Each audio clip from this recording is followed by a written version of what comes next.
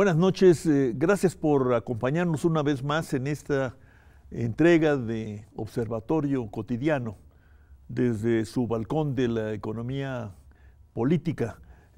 Pablo Ruiz, muchas gracias por acompañarnos en esta conversación. Enrique Provencio, pues gracias como siempre. Gracias, Rolando. El gobierno ha iniciado, aprobó su política económica de corto plazo, condensada en los criterios que anteceden el proyecto de presupuesto de egresos de la Federación y la Ley de Ingresos. Ha echado a andar de muy diferentes maneras. Pero bueno, las noticias del día nos hablan de que, contrariamente a lo que todos deseábamos, pues la economía se cayó a fin del año, redujo todavía más su de por sí magro ritmo de crecimiento y se espera que esta caída o recaída, para ubicarlo en perspectiva histórica, se va a prolongar. Quizás a lo largo de todo el año, no lo sabemos. Pero por lo pronto, pues lo que parecían malas profecías de, por ejemplo, Bank of America, ¿no? Pueden cumplirse y la economía no crecer más allá del 1% en el año. Frente a estas y otras realidades inmediatas, el Grupo Nuevo Curso de Desarrollo, que trabaja aquí bajo el auspicio de la UNAM, emitió un memorándum y le llama hacia una nueva política económica y social. ¿Tiene sentido hablar de una nueva política económica y social apenas iniciado un nuevo gobierno que propone una cuarta transformación, Pablo Ruiz? Yo creo que sí, por supuesto que tiene sentido. Suscribo prácticamente todo lo dicho ahí en el documento y creo que es algo que no solamente los encargados de la política económica en México, del gobierno actual, deberían de leer, sino incluso muchos de nuestros amigos economistas que están pues de alguna manera incidiendo de una forma o de otra en la enseñanza de la economía y de los problemas nacionales. Coincido plenamente con lo expresado en este curso, en este plan, en este programa, y creo que es justamente el momento en el que estas cosas se tienen que plantear. Me parece correcto. Enrique Provencio. Soy uno de los firmantes del documento. Sí, y yo soy el otro, pero... Así que lo voy a defender. Sí. Tiene sentido, por supuesto, sobre todo porque esta nueva recaída de 2019 no hace más que prolongar un muy largo periodo de mal desempeño económico y en buena medida también de mal desempeño social. Todos teníamos claro que el simple cambio de gobierno no iba a cambiar esa tendencia y que por la desaceleración que ya venía durante 2018, más los problemas típicos del inicio de un nuevo gobierno, entre otros el retraso en los desembolsos, sobre todo de la inversión, las incertidumbres y otros factores. La curva de aprendizaje. La curva de aprendizaje podían agravar esa desaceleración. Pero el contexto es este mal momento, pero sobre todo un largo periodo en el que a la economía mexicana no le ha ido muy bien. Y la expectativa que se nos puso sobre la mesa para 2019, a mediano plazo, es decir, de ahora hasta 2024, tampoco es tan buena. Tampoco nos proyecta en un escenario de más dinamismo económico o una más acelerada creación de empleos. Y por tanto, lo que el Grupo Nuevo Curso de Desarrollo hace con este memorándum es hacer un recordatorio. Y creo que primero, aunque no está enunciado así en algunos de los puntos, hacernos cargo de que necesitamos una política de desarrollo en toda la extensión de la palabra.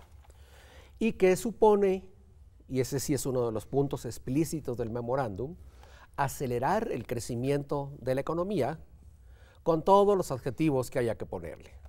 Un crecimiento que sea muy inclusivo, que se enfoque a la reducción de la pobreza, que sea muy innovador, que sea sustentable. Pero creo que es indispensable poner eso sobre la mesa, que discutamos cuáles son las grandes políticas para que en los próximos años alcancemos al menos un 3% de crecimiento por habitante. Es decir, el documento plantea 4%. De crecimiento en como general. lo ha hecho también el Sí. presidente, ¿no? Sí, en las sí, sí. últimas semanas. Sí, Ajá. un crecimiento de 4% en general, que equivaldría más o menos a un crecimiento de 3% por habitante. Por habitante.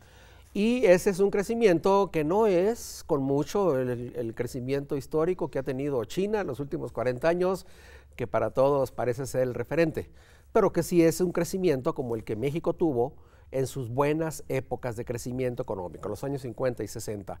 Creemos que es algo posible. No es una aspiración infundada, sino que hay suficiente potencial productivo como para lograr ese crecimiento. Por eso creo que el llamado que hace el Grupo Nuevo Curso es muy pertinente. Pablo Ruiz, tú has estudiado, has sido visitante del contexto externo y sus restricciones. Has sido muy crítico del Tratado de Libre Comercio de América del Norte y supongo que mantienes tus críticas ante el nuevo tratado. ¿En qué sentido ves tú que el contexto externo actual y proyectable estaría a favor o en contra de una propuesta de giro en la política económica? Bueno, yo voy a entrarle a esto, pero antes quisiera acotar algunas de las observaciones que hace Enrique. Efectivamente, es el deseo, por lo menos el mío también, el de que recuperemos el desarrollo o el crecimiento económico, etcétera, etcétera, que hubo antes de 1981, digamos, hacia atrás. Y yo creo que para eso habría que retomar algunas de las políticas que funcionaron, de esas políticas que sí funcionaron. Y para eso es necesario reconstruir todo un andamiaje de políticas que tienen que ver con el sector externo, sin duda, pero también tienen mucho que ver con el sector interno. Entonces, todo ese contexto que yo le llamo la reconstrucción de las instituciones, que se las llevó el viento, ¿verdad?, en un momento dado, es necesario. No es posible aplicar ninguna política, ni comercial, ni industrial, ni agrícola, si no se tienen las instituciones. ¿Pero tenemos tiempo, Pablo? Sí, creo que sí. Porque estamos hablando de que esta economía parece desinflarse ya. Sí, bueno. Entonces, tú dirías que no podemos salir al paso de esta inicial sombra recesiva, vamos a llamarla así. Bueno, no, yo sí creo que se puede, pero digamos, uno de los errores que fue grave es la inversión pública se cayó, pero también la privada se cayó. Y el mercado no funcionó para echar a andar la inversión privada. Cierto que hubo muchos factores del exterior, en fin, muchas cosas, pero la inversión privada no jaló, o por lo menos no jaló al ritmo que se requería que jalara. Ese es un problema. Entonces, ahora, ¿cómo reconstruyes? ¿Cómo echas a andar otra vez la inversión privada? No estamos hablando de otra cosa, que es un sistema capitalista y eso no lo vamos a discutir, ¿sí? El punto es que cómo echas a andar la inversión privada. Está probadísimo que la inversión privada jala cuando jala la inversión pública. Entonces tienes que meterle a la inversión pública. Es lo que se propone el punto 2 de este documento, ¿no? Aumentar la inversión pública, en particular en infraestructura, un mínimo de 5% del PIB. Así es. ¿En eso estás pensando? En eso estamos pensando, ¿sí? Pero hay varios problemas. Para que jale la inversión pública y jale al mismo tiempo la inversión privada, tienes que tener recursos para invertir, para el gasto público, para la inversión. ¿De dónde lo sacas? De una política fiscal. Bueno, ahí tenemos otro problema. Es decir, podemos ir avanzando en esa dirección, si tú quieres, yo con mucho gusto le entro. El problema es que todo esto está coordinado de la misma forma que estaba antes de 81. ¿Sí? Todas las políticas estaban coordinadas con un mismo propósito, que era el desarrollo. El Banco de México tenía como meta propiciar el desarrollo. utilizando el tipo de cambio, utilizando todos los fondos que había. De eso ya no hay nada. Hay que empezar a construirlo ya. O sea, yo no creo que tengamos que esperarnos mucho tiempo para echar a andar los precios de garantía que ya por sí ya lo están proponiendo. Creo que es una medida indispensable para empezar a caminar en la cuestión agrícola. Los créditos a la industria que han estado parados por la política astringente que se siguió, no solamente por el Banco de México, sino en general la banca comercial, una política muy dura. En la época de Guillermo Ortiz, acuérdate del corto y la política astringente del crédito, todavía no se recupera el crédito al sector. Sí, estamos con unos coeficientes bajísimos. Muy bajos. No, Así Enrique es. Provencio, querías terciar aquí con la terciada que me hizo Pablo. Una acotación a sus acotaciones. No, más bien seguir con esa línea de razonamiento. Coincido con Pablo y hay que ver las propuestas, las 11 propuestas que hizo el memorándum que mencionaste. Creo que van en esa dirección y hay que leerlas de manera articulada. Necesitamos elevar el crecimiento a un ritmo de al menos 4% anual. Para eso necesitamos elevar la inversión, empezando con la inversión pública, para que la inversión nacional llegue al menos al 25% del producto.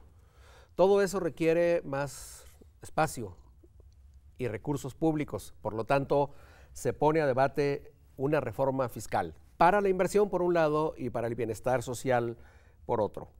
Pero también se requiere una orientación en el financiamiento. Activar el crédito, por un lado, reorganizar las instituciones de financiamiento del desarrollo. O sea, banca de desarrollo. Banca de desarrollo, pero también ampliar el crédito privado a la inversión. Esa es la cuarta dimensión. Y quinto, algo que ve sobre todo al futuro. Activar una política de innovación vinculada con el desarrollo industrial, la innovación tecnológica. Eso es crucial porque, en efecto, para poder desplegar más actividad en las áreas de la economía del conocimiento, como se le llama, en nuevas tecnologías, se requiere una política muy explícita de ciencia, tecnología y también de conectividad y activación de la economía digital. Esas cinco grandes dimensiones que tienen que ver con el sector productivo, digamos, y con el propio Estado y sus instituciones, hay que verlas de conjunto. Y eso, en efecto, requiere una visión, una idea de desarrollo y una reorganización institucional. Estoy de acuerdo. Vamos a una pausa y continuamos.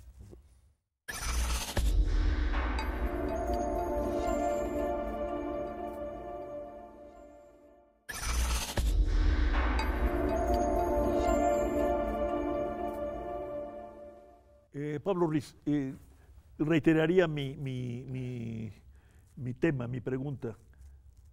¿Cómo estás viendo al sector externo y el contexto externo, mediado en el caso nuestro, pues por la firma y no firma del tratado del TEMEC, ¿no? TEMEC. Algo para nuestro Sí. auditorio, porque no podemos dejarlo de lado ni suponer que se va a comportar como se ha comportado. Claro, Estamos llenos de incertidumbres y cada vez que amanecemos tenemos otro tuitazo, ¿no? Sí, yo no veo en el sector externo un panorama, digamos, halagüeño, ni en el corto ni en el mediano plazo, para ser francos. La guerra comercial ya en marcha, ¿no? Entre Estados Unidos y China, y pasando por otros países, no augura nada bueno para nosotros, como un ambiente favorable para nuestros productos. El Tratado de Libre Comercio, en su vieja versión y en la nueva, tampoco me parece que nos vaya a fomentar lo que no ha fomentado. Lo que no sirvió durante muchos años no va a servir ahora. Eso no quiere decir que vayamos ahorita a cortar el Tratado de Libre Comercio. Estás pensando en un Nada. Brexit, se me hace. Probablemente. Un Mexit. Un Mexit. Yo eso es lo que quería, pero pues No, no se dejaron. Apabullado No por se la dejaron. realidad. No se dejaron. No, está muy complejo como quedó, la verdad. Yo reto a cualquiera que me explique cómo fue que quedó. Creo que perdimos, pero bueno, como dicen por ahí, no había de otra. Entonces asumimos el costo, pero creo que es justamente el buen momento para retomar hacia adentro la política. Yo creo que es un buen momento para pensar en espacios. Danos un ejemplo. ¿Qué quiere decir retomar, cómo se dice, retomar hacia adentro la política? O sea, ¿por qué se firmó el TLC? ¿Cuál es una de las razones o la más importante? Para parar la migración a Estados Unidos, para que la gente se quedara en México, para que hubiera empleo. Eso fue lo que se nos dijo. Vamos a generar empleos en México. Ok, bueno, ¿se generaron empleos? Sin duda. Pero eso no llega, y tengo datos para probarlo, al 15% del empleo total. El grueso del empleo, el 85% del empleo, está vinculado a actividades internas, locales. ¿Sí? El querer orientar la agricultura hacia el exterior, en realidad, pues tuvo éxitos en algunos bueno, pero ya sectores. Ya estamos hablando de un superávit agrícola muy alto, ¿no? Bien, por eso, en algunos sectores, pero otros están francamente en la ruina. Pero eso no lo prohíbe el tratado. No lo prohíbe, por eso tenemos que recuperar eso. Ajá. Yo no digo que cancelemos el tratado, digo que podemos aprovechar muchas de las cosas que no están comprometidas, como la política agrícola, de subsidio agrícola, que los gringos la siguen utilizando y nosotros la hemos abandonado, gratis. Como Boy Scouts. Como Boy Scout, y la podemos retomar y que crezca la producción de maíz, de frijol, etcétera, etcétera. A ver, Enrique, supongamos, Pablo, supongamos que tenemos seco y que el señor Ursúa y desde luego el presidente López Obrador dicen, a ver, vamos a entrarle, vámonos a una nueva política económica. ¿Cómo imaginas el inicio, el principio de este giro? Porque sí es un giro, ¿no? Hay que llamarlo así. Claro. Lo que nos está diciendo Pablo es, bueno, algunos de estas expresiones ya están, precios de garantía, por ejemplo. Sí. Prioridad a los pequeños pobres campesinos. Lo imagino del siguiente modo, vinculándolo con lo que estaba diciendo Pablo. Estamos ya en un nuevo tratado con México, Estados Unidos y Canadá, que no nos va a dar mucho más de lo que ya nos daba el otro, y al contrario, para compensar los efectos tan limitados de ese tratado, pensaría en tres grandes direcciones. La primera, activar lo que el tratado no nos va a dar, que es una política de articulación industrial, vinculada a los sectores exportadores, sí, para que generen más valor en el país, encadenamientos productivos, y permitan activar también a las empresas proveedoras nacionales, dirigiendo instrumentos de crédito, de fomento, de compras públicas en ciertas ramas y actividades en las que México necesita más dinamismo. El tratado no va a dar lo que no estamos haciendo en política industrial. Y lo que dejamos de hacer, Lo que dejamos como de hacer. dice Pablo Ruiz. Ese es un primer aspecto. ¿A través de qué instrumentos? A través del crédito, con la banca de desarrollo, a través de una política financiera y también monetaria, que piense más en las necesidades de la competitividad mexicana. Ese es un gran campo. Instrumentos, bueno, perdón, esto que acaba de pasar hace unos días, el Consejo para promover la inversión, el empleo, el crecimiento. ¿Ese sería el vehículo, la plataforma de lanzamiento de este viraje? Podría serlo. Yo quisiera imaginar, antes yo me acuerdo, todavía me acuerdo, Echeverría intentó, con éxito variable, el tripartismo, ¿no? Y llamó a una comisión tripartita que de hecho intentó y logró virajes significativos. Sí. Pero, ¿cuál sería el foro? ¿O es el Congreso el foro? La mayoría de los países del mundo usan ese tipo de foros. La política industrial coreana, por ejemplo, acude a ese tipo de consejos. Creo que es una vía adecuada. A mi gusto, pero es finalmente mi gusto personal, se parece demasiado al Consejo de Productividad que ensayó el gobierno anterior. Con poco éxito. Con poco éxito. Decirlo, ¿no? Lamentablemente. Y para mi gusto este Consejo también necesita un poco de mayor representatividad, mayor pluralismo, más intervención ir a de un centros, Consejo Económico Social, como hemos más planteado, hacia un ¿no? Consejo Económico Social, pero puede ser una vía adecuada. Y creo que eso es un punto. Segunda dirección en la cual creo que hay que trabajar. Uno de los rasgos centrales de la época del Tratado de Libre Comercio, el anterior, pues es la profundización de las brechas regionales en México. Los dos Méxicos. Como consecuencia del mayor crecimiento de los estados asociados a las exportaciones. Yo pienso que una de las estrategias de compensación tiene que ser la mayor activación del grupo, no solamente de los estados del sur y algunos del sureste y del Golfo, sino de todas las entidades federativas, digamos de las 10 más rezagadas, que necesitan políticas de inversión más activas. Y rescatar a Campeche, ¿no? Es una claro, vergüenza nacional Campeche, que Tabasco, caiga cada año ya, desde hace varios años. sur de Veracruz, partes de Tamaulipas, que están arrastradas a la baja por la crisis petrolera.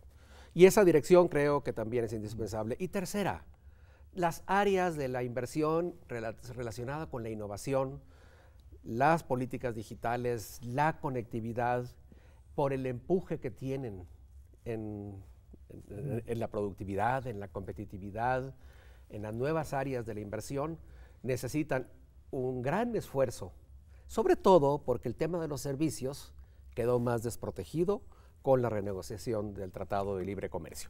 Pienso en esas tres por lo menos. Pablo. Yo, digamos, casi coincido, como dije. Casi. Es coincido. el hombre del casi. Sí.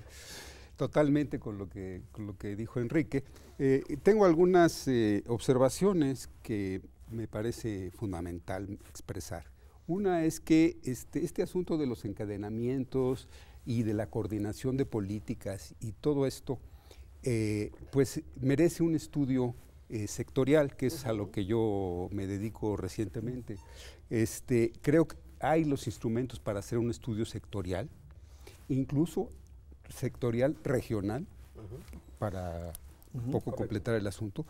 El asunto es que no tenemos la institución que lo haga. Y recuerdo que el maestro Ibarra, en algún momento platicamos, y me decía, cuando yo tenía Anafinsa, en cada uno de los pisos del edificio había un montón de ingenieros, de economistas, de agrónomos, lo que fuera, estudiando cada uno de los 72 sectores de la economía mexicana. Sí, porque había la conciencia de los fierros, como dice él, como decía Ibarra mismo, ¿no? Así es. Entonces, tenemos que meternos a eso, tenemos que aplicar políticas dirigidas sector por sector. No es lo mismo, no se pueden aplicar políticas generales. ¿No? Eso creo que es una larga, Así es, una larga, triste lección, ¿no? Así es, absolutamente. Entonces yo creo que reconstruir por lo menos esa institución es fundamental. Poner el movimiento a la banca de desarrollo, como nuestro colega Suárez Dávila ha insistido, ¿no? Sí. Y verla como un gran instrumento, Absolutamente. Enrique. Como imagino que ya se está acabando el tiempo, quiero mencionar se nos está acabando. Que hay otros aspectos que también el planteamiento del Grupo Nuevo Curso de Desarrollo hace relativos a la política de bienestar, por un lado, al fortalecimiento de la política de sustentabilidad ambiental y a algunos temas relativos a la política laboral y del ingreso del trabajo. Te iba a lanzar esa provocación, Enrique. Tú has estado muy metido en el tema del salario mínimo. Sí. Bueno, ya se aceptaron algunas de las cuestiones que ustedes plantearon. Claro. ¿Qué hacemos con los salarios? Tampoco se puede decretar otra vez, para recordar al presidente Echeverría, aumentos generalizados de salarios. No, el salario mínimo sí amerita decretos, toda la vida sí, ese es por decreto, por definición es por decreto. Aquí en el mundo entero, Así por eso es mínimo, por eso es el piso básico, pero para el resto de la política salarial, no, creo que no hay que olvidar que la participación de los ingresos del trabajo en México es de las más bajas del mundo, que estamos en alrededor del 28% del Producto Interno Bruto. Cuando llegó a ser 40, ¿verdad? Cuando llegó a ser 40. Y ese efecto de la gran concentración, la concentración factorial que se le llama, hay que revertirlo. Y no hay más que revertirlo por la vía de una mejora progresiva, es cierto, del salario, de una mayor formalización del trabajo, de un incremento de la productividad. Y lo que yo pienso es lo siguiente, necesitamos afrontar el tema de la recuperación general de los salarios, más allá de los mínimos, de manera explícita, con un acuerdo nacional en el que empresas, organizaciones de trabajadores, Estado mismo, Poder Legislativo, asuman que no podemos continuar fincando el éxito tan relativo de la economía mexicana, sobre todo en el exterior, con una base salarial compactada, y que hay que revertir esa situación. Estamos terminando, medio minuto, Pablo, concluye tú. Yo concluyo. Como nuestro invitado del caso. Gracias. Bueno, yo creo que hay que insistir en la política industrial, comercial, etcétera, etcétera. Insistir en el uso de instrumentos que hemos dejado de utilizar, tipo de cambio, en fin, seguimiento de los precios, ¿no?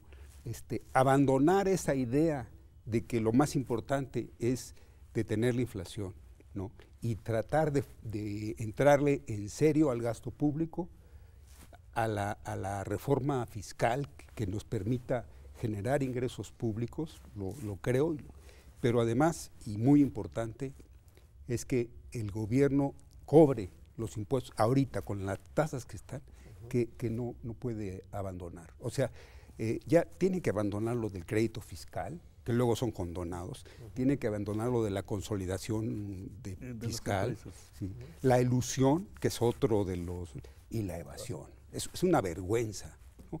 Ese es...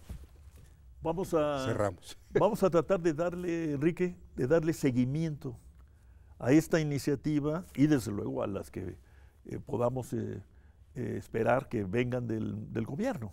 Así es. Y a ver si en un mes y medio nos volvemos a ver para decir, bueno, cómo vamos o cómo fuimos, Órale. cómo nos fue. Pablo Ruiz, muchas gracias. Al contrario, gracias a ti, Enrique Rolando. Provencio, como Gracias. siempre, muchas gracias. Buenas noches, gracias por su compañía.